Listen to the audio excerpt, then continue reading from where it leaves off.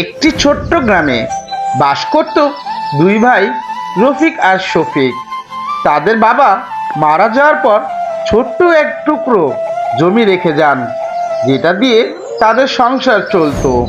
শুরুর দিকে দুই ভাই মিলেমিশে কাজ করত, কিন্তু সময়ের সাথে সাথে জমিটা নিয়ে তাদের মধ্যে ভুল বোঝাবুঝি হলো, এমনকি তারা মারামারিও করলো। একদিন তারা রাগ করে জমির মাঝখানে একটা দাগ টেনে দিল, এখন থেকে আলাদা আলাদা চাষ করব। প্রথম দিকে তারা ভাবলো আলাদা হলে হয়তো বেশি লাভ হবে, কিন্তু আস্তে আস্তে সমস্যা শুরু করলো। মাঝখানে যেই দাগের জায়গায় কাজ করতো না, মাটি শুকিয়ে গিয়ে সেখানে জন্মাতে লাগলো আগাছা ও কাটা ঝোপ।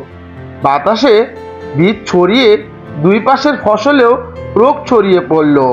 পানি ঠিকমতো চলাচল করতে পারলো না। এক পাশে জমি পানিতে ভিজে নষ্ট হলো, অন্য পাশে খরা দেখা দিল।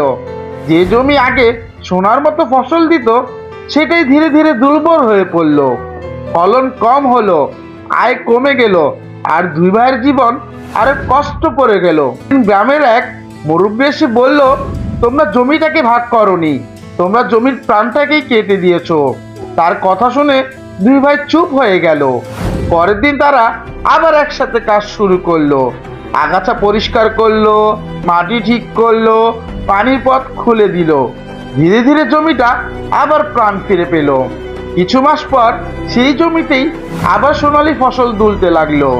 রফিক আর শফিক দিকে তাকিয়ে, আমরা জমি ভাগ করেছিলাম, কিন্তু কষ্ট ভাগ হয়ে গিয়েছে। শফিক বলল, ভাই ছাড়া জমি কখনোই সম্পদ হয় না। মোরাল: একতা নষ্ট হলে সম্পর্ক না, প্রকৃতিও ক্ষতিগ্রস্ত হয়।